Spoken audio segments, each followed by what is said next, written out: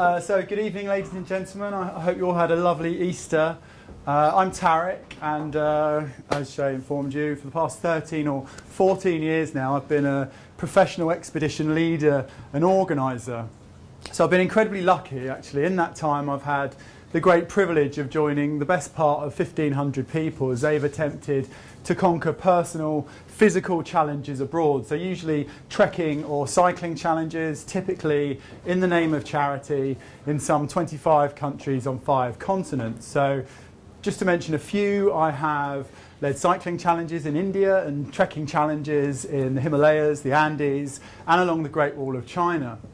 I've led overland expeditions across Tibet, desert safaris in Egypt, Jordan, and Morocco.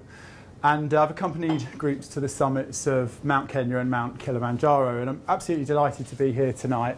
And I'd like to talk to you tonight on the subject of overcoming challenges. Challenges are, of course, something we all face in life, especially when en route to any achievement of any note. But there's something I see my clients face and indeed overcome in a very deliberate and very tangible way. So what I want to do is just tell you a little bit about my passion, about what I do for a living, why it's not always quite as much fun as I might have just made it sound, and then tell you one very short story that I think best illustrates what I've learnt about overcoming challenges from my clients and in the context of the great outdoors. So I call myself an expedition leader because it's probably the simplest way of conveying what I do for a living, but if I'm totally honest with you, I quite like the way it sounds. I think it sort of conjures up images of a Bear Grylls type character, the sort of man that can start a fire by rubbing sticks together. I can't do that, no, be the first to admit it. Or it might make you think of the sort of man that, if lost in the desert without any water, can distill his own urine into a tasty and life-saving beverage. That I can do, actually. Tasty, I'm not sure, but life-saving, most definitely.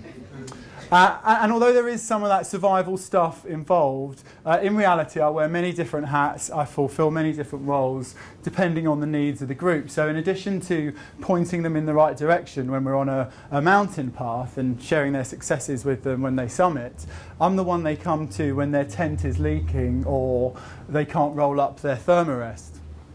I'm the one they come to when they're homesick or they've got the runs or they need help removing a leech from a place they can't see without a mirror. Glamorous. I want to remove 24 leeches from the legs and backside of a large American gentleman who had ignored my advice. It took me about 15 minutes and 2 or 3 Marlboro Lights to burn each one of those suckers off, and he learnt his lesson. Do not wear hot pants in the jungle. That might actually be the best advice I give you tonight, so just hold that one. And when things don't go to plan, flights are cancelled or a path becomes impassable during the night, I'm the one they come to for a solution, and if my solution isn't good enough, I'm the recipient of their frustration. So it's a varied role, but fundamentally I create challenges for groups and individuals. I organise the logistics, I make sure things happen how and when they should happen, and hopefully I motivate them just a little bit along the way. And while their challenges might vary in terms of distance or discipline or difficulty, my challenge as their leader is essentially always the same. It's to take this group of quite disparate individuals and rapidly turn them into a team. And you'd be forgiven for thinking that teams are chosen based on a known set of desirable criteria. So the fastest, the strongest, the best work ethic, the most skillful, and so on. I very much get what I'm given, and rarely do they fit into those categories. Most have never been on expeditions before, many have never camped before, and just a few have never been out of the UK before. The only thing I can really be sure of when they rock up on day one at the airport is that they're there very much on purpose, and they often have quite deep personal motivations for that.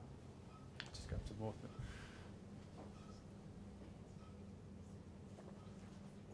So the story I'd like to tell you is about resolve. Has anyone here climbed Kilimanjaro before? Just say aye. Well done. Very good. That's 2 people. I don't know if you agree. We can argue about it later. But I personally think Kilimanjaro is the biggest adventure, one of the biggest adventures you can have in the space of a single week off work.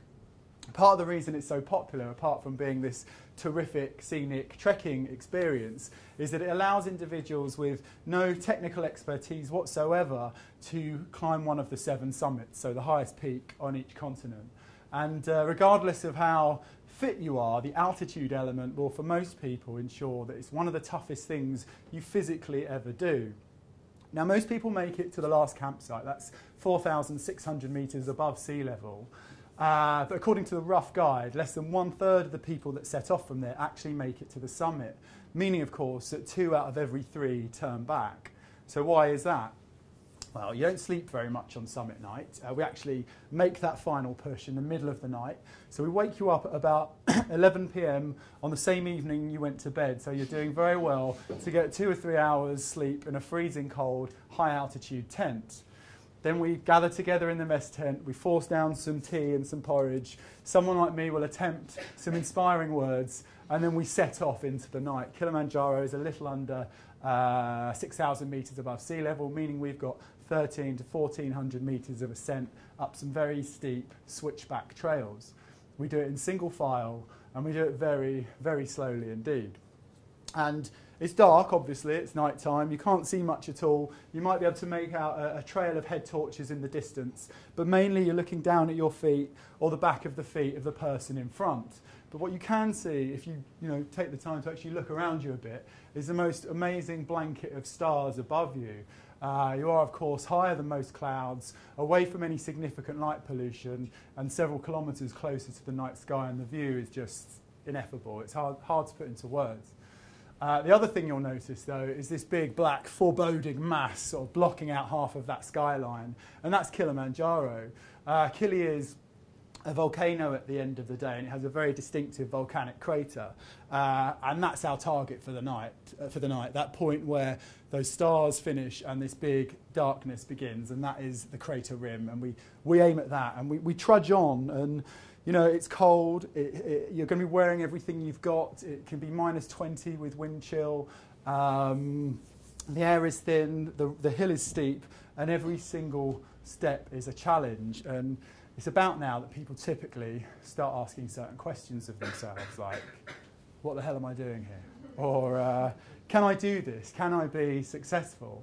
And it's really interesting because although the challenge is all around you, the hill, the rocks, the rain, the wind, the hailstones if you're unlucky. But the real battle is going on internally. And there's an aphorism that I think is quite apt here. Those that say they can and those that say they can't are both usually right.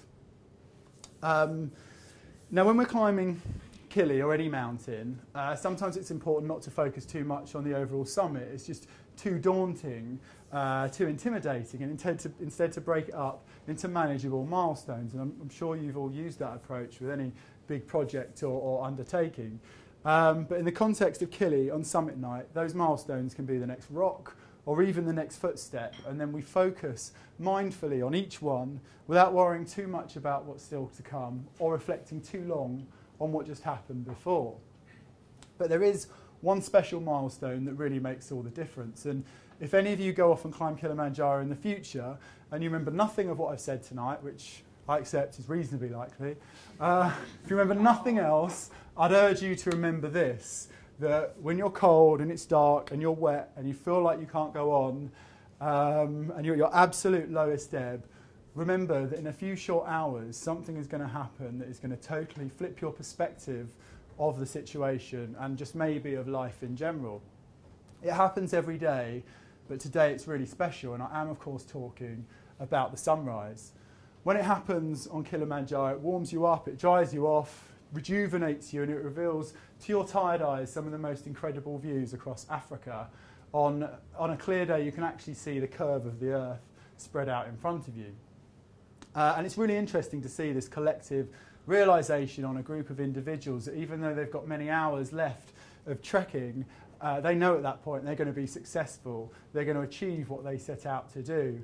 And that sunrise is, for me, the real milestone, and I think it exists on any challenge, symbolically at least, as a point where you've overcome your insecurities, you've conquered your own confidence, and you just really start to enjoy things as they unfold. Not long after I climbed Kilimanjaro, I was involved in organising an expedition for a man named George Salt. George sadly, his wife had passed, and they'd had many adventures together, and he wanted to climb Kilimanjaro in her honour.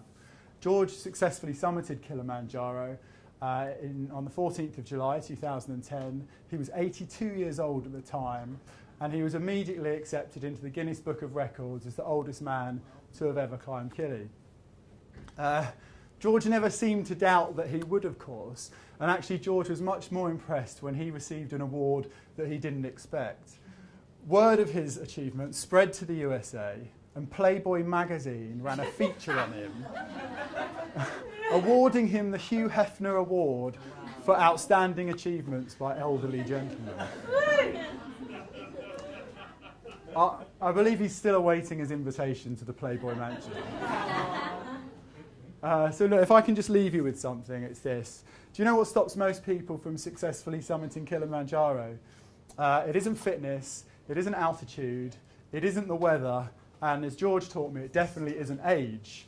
It is in fact the very same thing that stops most of us from climbing any mountain or indeed overcoming any challenge, and that is taking the decisive action to commit to doing it in the first place. It's taking the very first step. You will have heard it said, most likely, that even the longest journey starts with a single step. And I think that's absolutely true, and that first step can be minute, it can be as simple and as symbolic as making a commitment to yourself. When I tell people what I do for a living, I often hear phrases like, I always wanted to go there, I always wished I'd climbed that. Well, ladies and gentlemen, I implore you, don't let your challenges and your ambitions become things that you always wished you'd done. Take that first step. Start today. Thank you very much.